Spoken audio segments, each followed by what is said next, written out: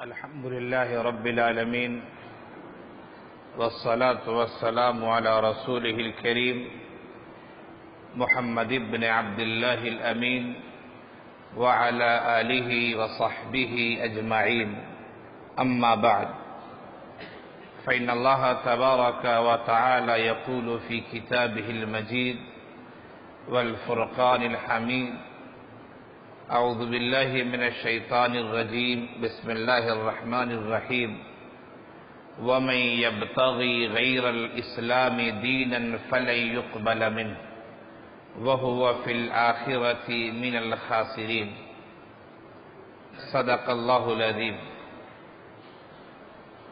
میرے عزیز طلباء، نوجوان دوستوں اور ساتھیوں اور میرے دینی بھائیوں، اللہ تعالیٰ نے سارے انسانوں کے لیے جو دین مبعوث کیا ہے اسے دین اسلام کہا جاتا ہے۔ مختلف انبیاء کرام اسلام کے پیغامات کو لے کر آتے رہے، اور سب سے اخیر میں آقا نامدار احمد مجتبی محمد مصطفیٰ صلی اللہ علیہ وسلم کے ذریعے اسلام کی پوری تعلیمات کو بھیجا گیا، مبعوث کیا گیا۔ اسلام ایک ایسا دین ہے جو اللہ تعالیٰ کا پسندیدہ اور محبوب دین ہے۔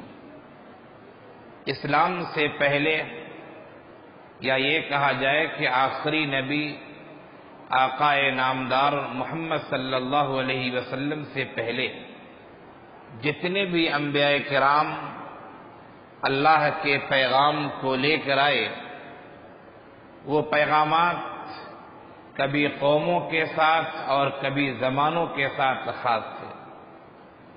ایسا بھی ہوا کہ ایک ہی وقت میں متعدد انبیاء کرام موجود تھے۔ حضرت ابراہیم علیہ السلام ہیں، اسی زمانے میں نبی حضرت لوط علیہ السلام بھی ہیں۔ حضرت اسماعیل اور حضرت اسحاق علیہ السلام بھی ہیں۔ حضرت موسیٰ علیہ السلام ہیں، اسی زمانے میں دوسرے نبی حضرت ہارون علیہ السلام بھی ہیں۔ حضرت شعیب علیہ السلام بھی ہیں۔ اللہ تعالیٰ نے اپنی پسندیدہ تعلیمات کو مختلف انبیاء کرام کے ذریعے دنیا میں بھیجا۔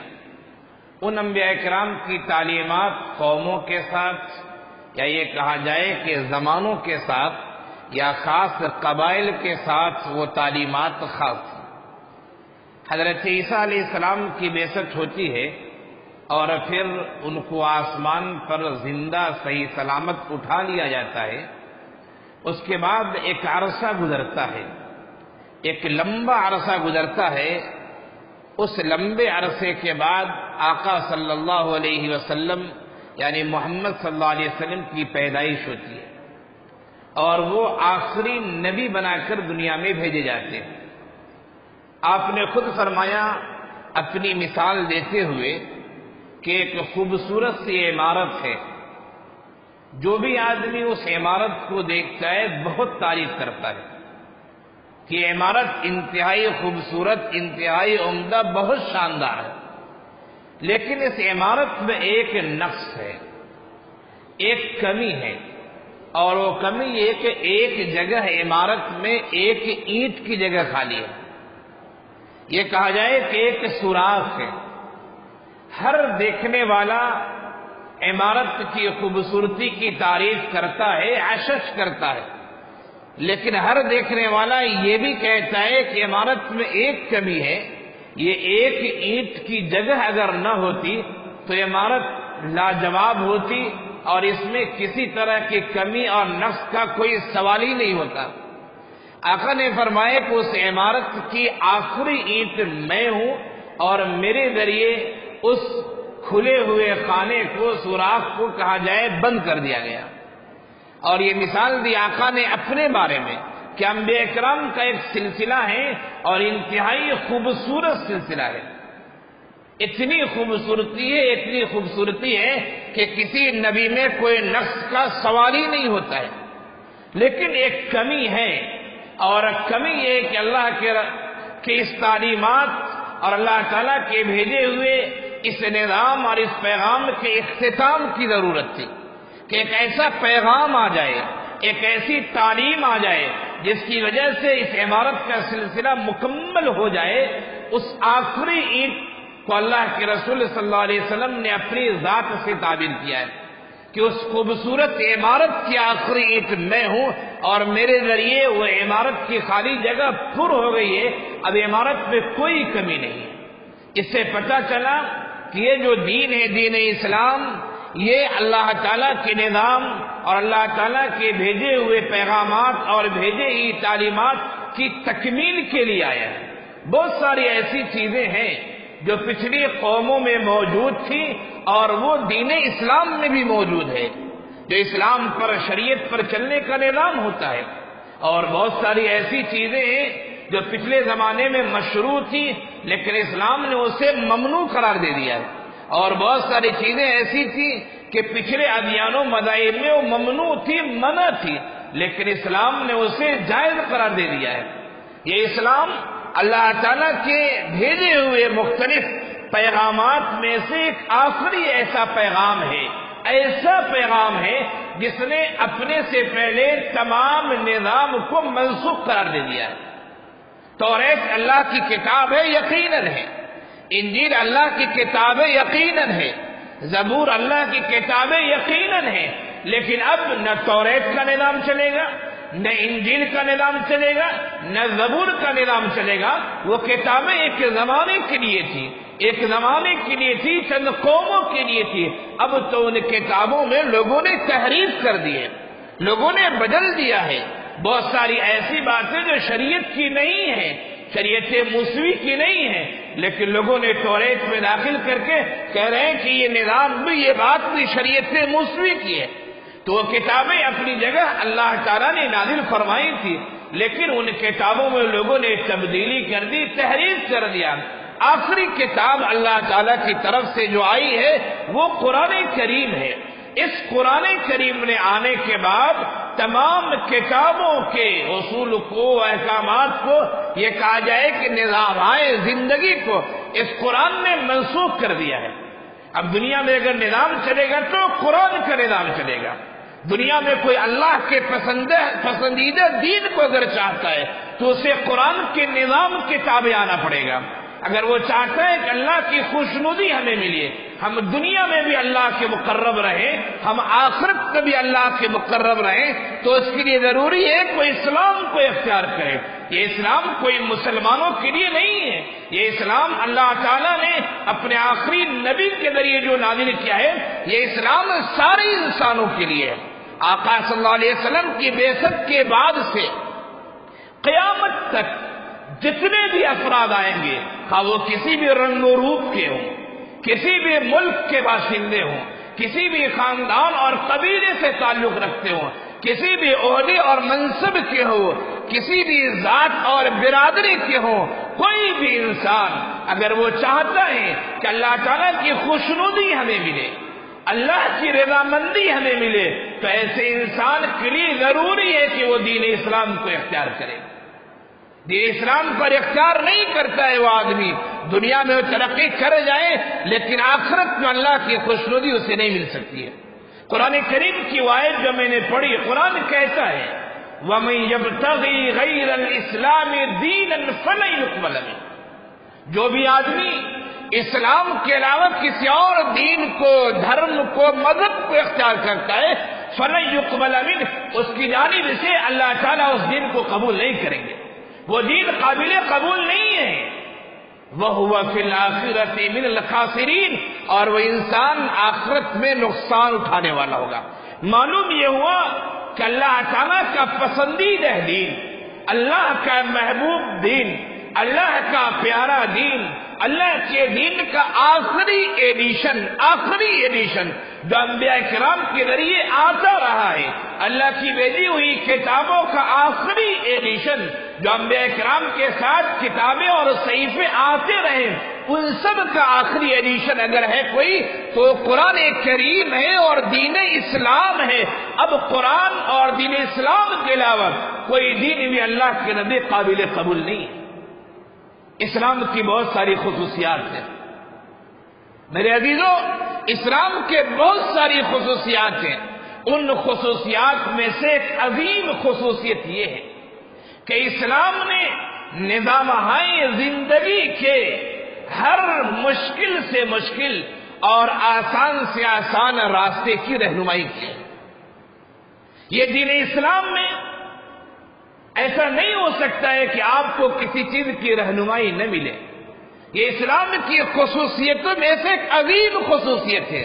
جب انسان دنیا میں نہیں آتا ہے، ابھی شوہر بیوی کے تعلقات نہیں ہوتے ہیں، دنیا میں انسان نہیں آتا ہے، زندگی میں آنے والا اور جس انسان کو زندگی ملنے والی ہے اس انسان کے بارے میں بھی اللہ نے رہنمائی کی ہے۔ اور وہ انسان جب رحم مادر میں ہوتا ہے اس وقت بھی اللہ نے رہنمائی کی ہے۔ وہ انسان جب رحم مادر سے نکل کر باہر آتا ہے اللہ نے اس کے بارے میں بھی رہنمائی کی ہے۔ انسان جب پلتا بڑھتا اور بڑا ہوتا ہے اللہ نے اس کے بارے میں بھی رہنمائی کی ہے۔ اور انسان جب موت کے منہ میں چلا جاتا ہے اس کے بعد بھی اللہ نے رہنمائی کی ہے کہ مرنے کے بعد کیا ہونے والا ہے اور کیا نہیں ہونے والا ہے۔ زندگی کا کوئی مسئلہ آپ لے لیں، وہ مسئلہ آسان سے آسان ہو، سیدھا سے سیدھا ہو، یا وہ مسئلہ مشکل سے مشکل ہو، زندگی کی کسی وادی کو لے لیں، کسی پرپیچ راستے کو لے لیں، کسی آسان راستے کو لے لیں، یہ اسلام نے ہر راستے کی رہنمائی کی۔ آقا نے فرمایا تھا ترکت فیکم امرین، دو چیزیں چھوڑ کے جا رہا ہوں، لن تضلوا ما تمسکتم بہما، ان دونوں چیزوں کو پکڑے رہو گے گمراہ نہیں ہوگے، ایک ہے قرآن، ایک ہے سنت۔ یہ اسلام کی بنیادی چیز ہے۔ تو میں یہ کہہ رہا تھا کہ اسلام کے بہت سارے خصائص ہیں، ان خصائص میں ایک عظیم خصوصیت یہ ہے کہ اسلام نے زندگی کے ہر معاملے میں رہنمائی کی۔ ہمیں اب کسی دوسرے قانون کی ضرورت نہیں ہے۔ اللہ نے جو ہمیں قانون دیا ہے، اللہ نے جو ہمیں نظام حیات دیا ہے، اب ہمیں کسی دوسرے دین اور دھرم کی ضرورت نہیں ہے۔ اللہ کا ارشاد ہے اليوم اکملت لکم دینکم واتممت علیکم نعمتی ورضیت لکم الاسلام دینا، میں نے دین مکمل کر دیا ہے، میں نے نعمت مکمل کر دی ہے اور میں دین اسلام سے راضی ہو چکا ہوں۔ اللہ کا ارشاد ہے فَلَا وَرَبِّكَ لَا يُؤْمِنُونَ حَتَّى يُحَكِّمُوكَ فِيمَا شَجَرَ بَيْنَهُمْ ثُمَّ لَا يَجِدُوا فِي أَنفُسِهِمْ حَرَجًا مِّمَّا قَضَيْتَ۔ اللہ کا ارشاد ہے اے نبی آپ کے رب کی قسم کہ لوگ جو آپس میں اختلافات کرتے ہیں، جھگڑتے ہیں، اگر وہ نبی کے فیصلے پر راضی نہیں ہوتے ہیں، اگر وہ نبی کے فیصلے سے خوش نہیں ہوتے ہیں، اگر وہ شریعت کے فیصلے سے خوش نہیں ہوتے ہیں تو ایسا انسان مومن نہیں ہو سکتا ہے۔ وَلَا وَرَبِّكَ لَا يُؤْمِنُونَ، جو نبی کے فیصلے سے راضی نہ ہو، جو اسلام کے نظام حیات سے راضی نہ ہو، جو اسلام کے دستور سے راضی نہ ہو، قرآن کہتا ہے ایسا آدمی مومن نہیں ہو سکتا ہے۔ آج مسلمانوں کی آبادی کروڑوں میں ہے، بلکہ کہا جائے کہ 1 ارب سے زیادہ آبادی ہے مسلمانوں کی پوری دنیا میں۔ وہ ملک جہاں مسلمان اکثریت میں رہتے ہیں ان ممالک پر ضروری ہے کہ وہ اسلامی دستور کو اپنا نظام بنائیں۔ وہ ممالک جہاں مسلمان 80%، 90% ہیں، آج وہ ممالک بھی سیکولر نظام کے مطابق چل رہے ہیں۔ یہ اللہ نے قرآن دیا تھا صرف تلاوت کی نہیں، تلاوت کے ساتھ زندگی گزارنے کے طریقے کیا ہیں، کیسے حکمرانی کی جائے، کیسے تعلیم و تعلم کو قائم کیا جائے، کیسے سماجی اور معاشرتی زندگی قائم کی جائے، کیسے انفرادی زندگی ہو، کیسے اجتماعی زندگی ہو، حقوق اللہ کیا ہوتے ہیں، حقوق العباد کیا ہوتے ہیں، یہ ہماری شریعت ہمیں بتاتی ہے۔ جن ممالک میں مسلمان اکثریت میں ان کے لیے ضروری ہے، ضروری تھا اور ضروری رہے گا کہ وہ قرآن اور اسلام کو اپنے ملک کا نظام اور دستور بنائیں۔ لیکن وہ ممالک جہاں مسلمان اقلیت میں ہیں، جیسے ہندوستان کو لے لیجئے، یہ ملک ہے یہاں مسلمان اقلیت میں ہے۔ اس ملک میں یقیناً ہم اپنے پورے قوانین کو، پورے اصول کو نافذ نہیں کر سکتے۔ اسلام کی جو تعلیمات ہے، جو دستور ہے، وہ دو طرح کے ہیں۔ ایک دستور وہ ہے جسے ہم پرسنل لا کہتے ہیں، یعنی عائلی قوانین، جو گھریلو قوانین ہوتے ہیں۔ مثال کے طور پر بچے کا نام کیا رکھنا ہے، تعلیم کیسی دینی ہے، شادی بیاہ کیسے ہونا ہے، مر جائے تو کفن دفن کیسے ہونا ہے، مال ہمارا ہے ہمیں وقف کیسے کرنا، وصیت کیسے کرنا، مال ہمارا ہے مرنے کے بعد وراثت کیسے تقسیم ہوگی، یہ سب ایسے نظام ہے جس کو پرسنل لا بولتے ہیں۔ تو یہ پرسنل لا تو ہر علاقے میں، ہر ملک میں جہاں مسلمان اقلیت میں ہو یا اکثریت میں ہو، انہیں ماننا ضروری ہے۔ اور اسلام کا ایک دوسرا دستور ہے، وہ ہے جس کو حدود اور قصاص کہتے ہیں، جو فوجداری کا نظام ہوتا ہے، جہاں مسلمانوں کا اپنا امیر المؤمنین ہو، جہاں مسلمانوں کی فوج ہو، جہاں اس کے ایسے دارالقضا ہو، ایسے قاضی ہو جو حدود اور قصاص کو نافذ کر سکتے ہو۔ تو حدود اور قصاص اور فوجداری کا جو نظام ہے، اس کے لیے امیر المؤمنین کا ہونا ضروری ہے۔ حکومت کے باغ ڈور کا ہمارے ہاتھ میں ہونا ضروری ہے۔ ہمارے اس ملک کا جو نظام ہے، اس میں ہمارے ہاتھ میں کلی طور پر باغ ڈور نہیں ہے، ہمارا کلی طور پر کوئی امیر المؤمنین نہیں ہے اس ملک میں، لہذا ہم اسلام کے فوجداری والے نظام کو، حدود و قصاص والے نظام کو نافذ نہیں کر سکتے، لیکن عائلی قوانین ہم نافذ کر سکتے ہیں۔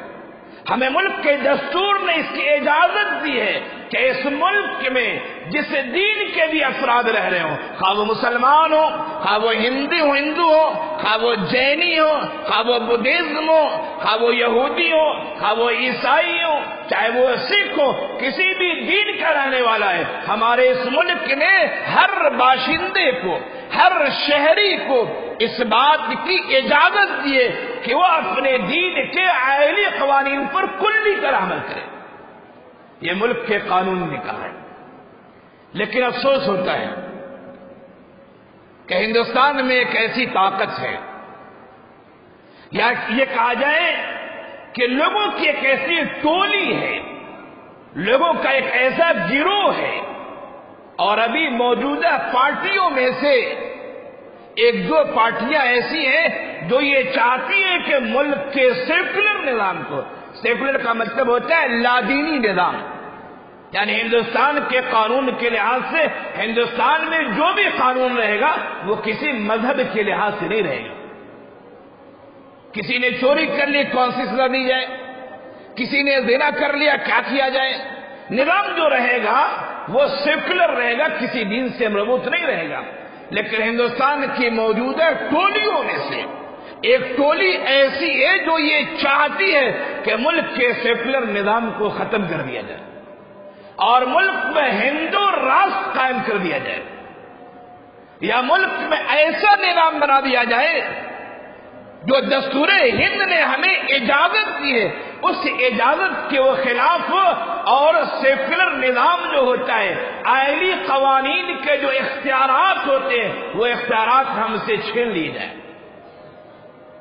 آج سے بہت سالوں پہلے، غالباً 1972-73 میں سپریم کورٹ کے ایک جج نے ایک مطلقہ کے بارے میں یہ فیصلہ سنایا تھا جس کا نام شاہبانو تھا، شاہبانو کیس کے بارے میں، کہ جب تک یہ عورت دوسری شادی نہیں کر لیتی ہے اس وقت تک طلاق دینے والے شوہر کے لیے ضروری ہے کہ وہ اسے نان و نفقہ دیتا رہے۔ یہ اسلام کے دستور کے خلاف ہے۔ عدت کے اندر شوہر نان و نفقہ دے گا، عدت کے بعد شوہر ذمہ دار نہیں ہے، لیکن سپریم کورٹ نے فیصلہ سنایا، یہ فیصلہ عائلی قوانین کے خلاف تھا۔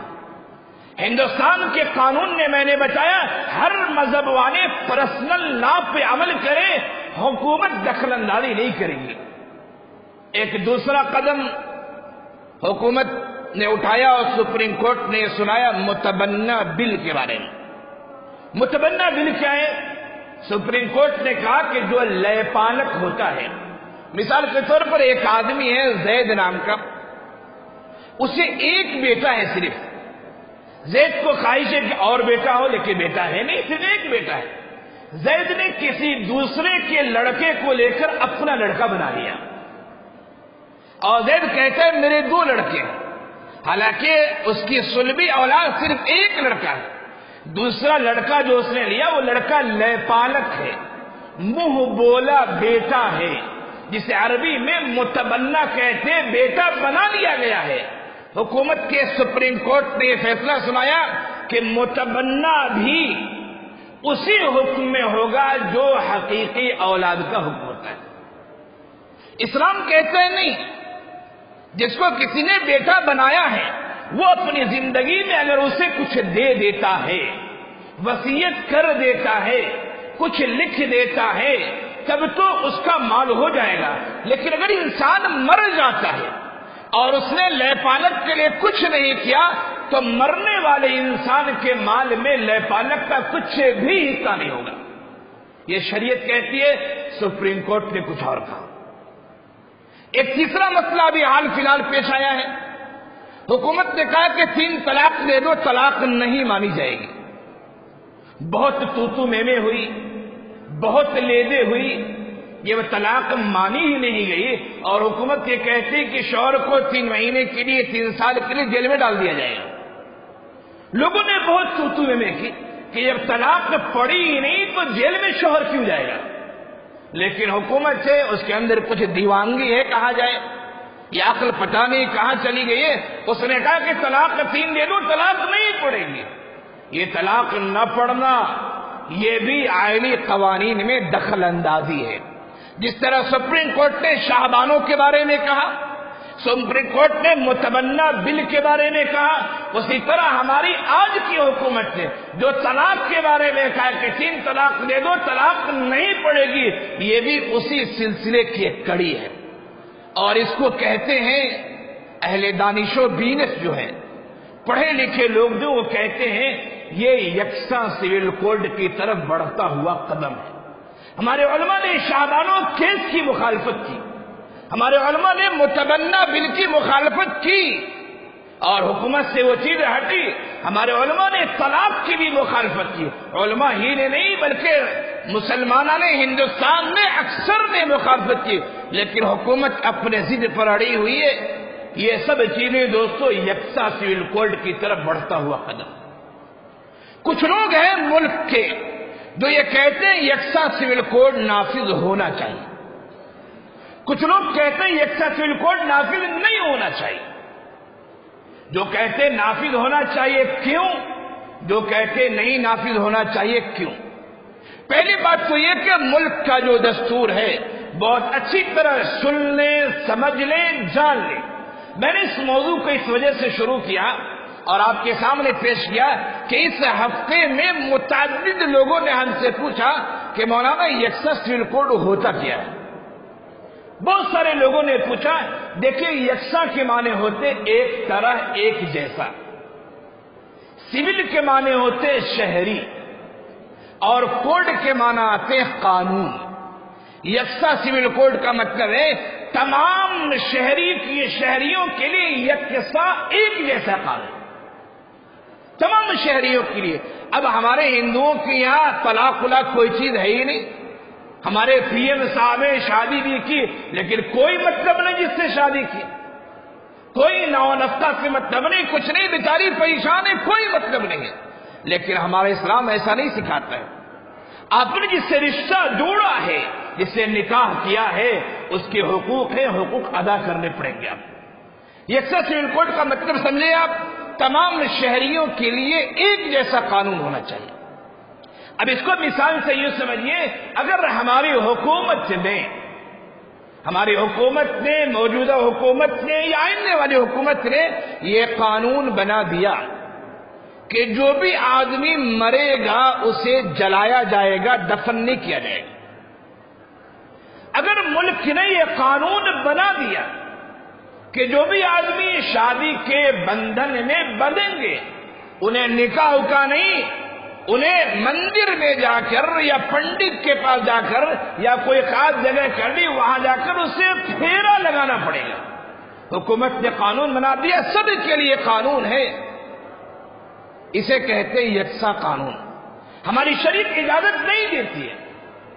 اب مشکل یہ پیش آ گئی کسی گھر میں کسی آدمی کا انتقال ہوا, سب لوگ متفق ہیں کہ اسے دفن کر دیا جائے, دفن کر دیا جائے گا کوئی مسئلہ نہیں.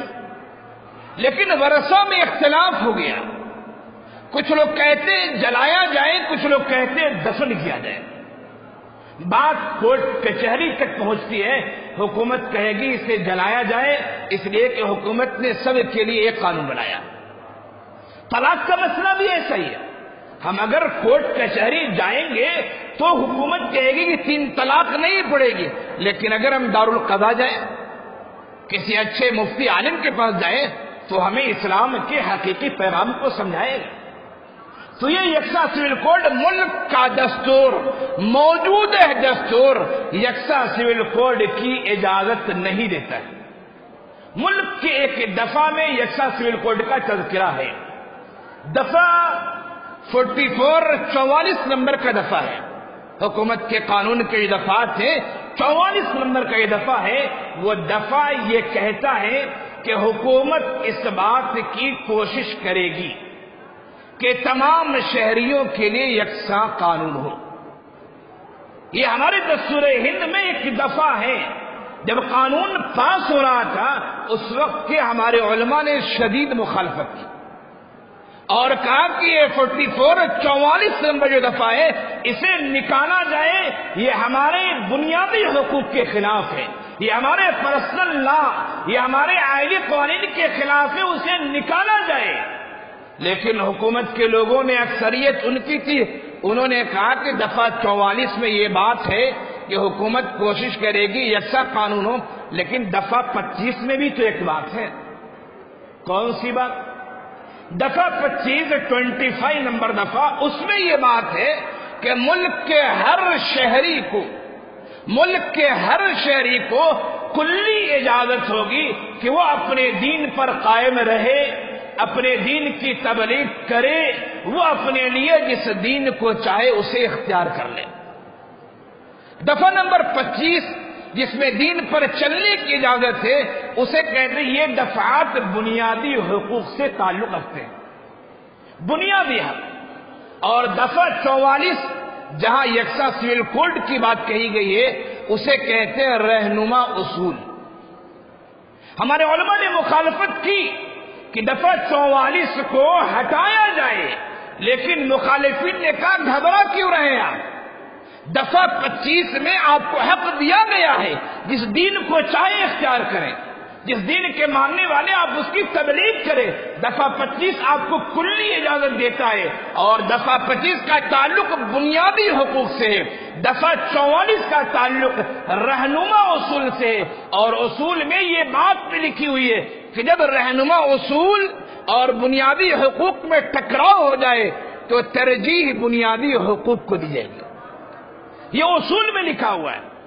ہمارے علماء نے پھر خاموشی اختیار کی.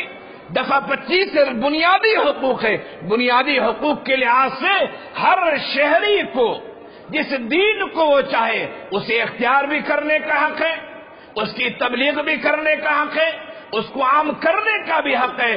لیکن ہماری حکومت ہے جس نے دستور کے خلاف چشمے لگا رکھے ہیں, دستور کے خلاف عقلیں استعمال کر رہی ہیں اور بنیادی حقوق کو چھوڑ کر ہماری حکومت رہنما اصول کے راستے کو اختیار کر رہی ہے. حالانکہ بنیادی حقوق اور رہنما اصول میں ٹکراؤ ہوئے تو بنیادی حقوق کو ترجیح ہونا چاہیے. کچھ لوگ یہ کہتے ہیں کہ ملک کا اگر ایک نظام ہو جائے تو سارے ملک میں امن و سکون ہو جائے گا, لیکن یہ بات صحیح نہیں ہے. امن و سکون کا تعلق ملک کے ایک نظام سے نہیں ہوا کرتا ہے. میں یہ کہنا چاہوں گا ہندوستان کی تاریخ میں ایک خاندان گزرا ہے کورو اور پانڈے کا. ایک خاندان کے افراد تھے, بھائی بھائی تھے, لیکن ایک خاندان میں ایسی لڑائی ہوئی, ایک دین کے ماننے والے ہیں, ایک قانون کے ماننے والے، ایک اصول کے ماننے والے، لیکن ایسی لڑائی ہوئی جسے دنیا آج مہابھارت کے نام سے جانتی ہے۔ قانون ایک ہو جانا یہ لوگوں میں یکجہتی پیدا نہیں کر سکتا۔ اگر ایک دین ایک مذہب کی بات ہے، ذرا بتایا جائے 1914 عیسوی میں 1918 عیسوی تک تقریباً 4 سال جنگ عظیم اول ہوئی ہے۔ ساری دنیا دو خانوں میں بیٹھی ہوئی تھی۔ کچھ لوگ وہ تھے جو اٹلی کے ساتھ اور جرمن کے ساتھ تھے، اور کچھ لوگ وہ تھے جو فرانس کے ساتھ تھے۔ دو خانوں میں پوری دنیا بیٹھی ہوئی تھی۔ 4 سال تک جنگ رہی ہے، جسے دنیا جنگ عظیم اول کے نام سے یاد کرتی ہے۔ جنگ عظیم دوم بھی ہوئی، کب ہوئی؟ 1939 سے لے کر 1945 تک تقریباً 6 سال یہ جنگ رہی ہے۔ دونوں طرف سے لڑنے والے عیسائی حضرات، ایک دو نہیں، دونوں جنگوں کو ملایا جائے بلکہ صرف پہلی جنگ میں، جنگ عظیم اول میں 3 کروڑ سے زیادہ لوگ مرے تھے۔ ایک جنگ عظیم اول میں 3 کروڑ سے زیادہ لوگ مرے تھے۔ دونوں جنگوں کو ملا لیجیے، پتہ نہیں کتنے کروڑ ہو جاتے۔ دونوں عیسائی ہیں، دونوں ایک قانون کو ماننے والے ہیں۔ معاملہ قانون سے نہیں ہوتا ہے، معاملہ خوف الہی سے ہوتا ہے، اللہ کے ڈر سے ہوتا ہے، حساب و کتاب کے خوف سے ہوتا ہے، اپنے دین کی باتوں پر عمل کرنے سے ہوتا ہے۔ جب دین پر عمل کریں گے، ہر دین امن کی تعلیم دیتا ہے، امن و شانتی کا پیغام دیتا ہے۔ دین پر عمل کیا جائے، اور ملک کے دستور نے جو دستور نمبر 25 نمبر ہے، اور بنیادی حقوق کے تحت یہ بات ہے، ہر شہری کو اس کے مذہب پر عمل کرنے کی آزادی ہوگی۔ یہ آزادی ہمیں ملنی چاہیے۔ یکساں سول کوڈ ملک کے بنیادی حقوق سے ٹکرا رہا ہے۔ ضرورت ہے کہ ملک میں جو حضرات رہتے ہیں انہیں امن و سکون دیا جائے، تعصب کے عینک کو لگا کر، اور اسی طرح ظلم و بربریت کے ننگا ناچ نہ کر، مظلوموں کی مظلومیت کا کوئی خیال نہ کر کے، جس کی لاٹھی اس کی بھینس کا اگر تماشا کیا جائے گا تو ملک میں امن و سکون نہیں پیدا ہو سکتا ہے۔ ملک میں امن و سکون اسی صورت میں رہے گا کہ ہر مذہب والے کو اس کے عالی قوانین پر، بنیادی تعلیم پر، بنیادی حقوق پر کلی طرح عمل کی اجازت دی جائے۔ یہ ملک کا اصول کہتا ہے، ملک کا دستور کہتا ہے، ملک کا نظام کہتا ہے۔ ہم یہی دعا کریں گے کہ اللہ تعالیٰ ملک کا جو موجودہ دستور ہے، یعنی جو ملک کی آزادی نے جو ہمیں دستور دیا ہے، وہ دستور باقی رہے، امن و سکون کا ماحول قائم رہے، یکساں سول کوڈ رفو چکر ہو جائے، دور ہو جائے، خاتمہ ہو جائے، اور ہر آدمی اپنے پسند کے لحاظ سے دین اور مذہب کو اختیار کرے اور اس کی نشر و اشاعت کرے، اس کی تبلیغ کرے۔ ہم مسلمان ہیں، ہمیں کلی طور سے اس کی ہدایت ہونی چاہیے۔ اللہ تعالی ہم سب کو صحیح سمجھ عنایت فرمائے، ملک میں امن و سکون کا ماحول عطا فرمائے۔ وآخر دعوانا ان الحمد للہ رب العالمین۔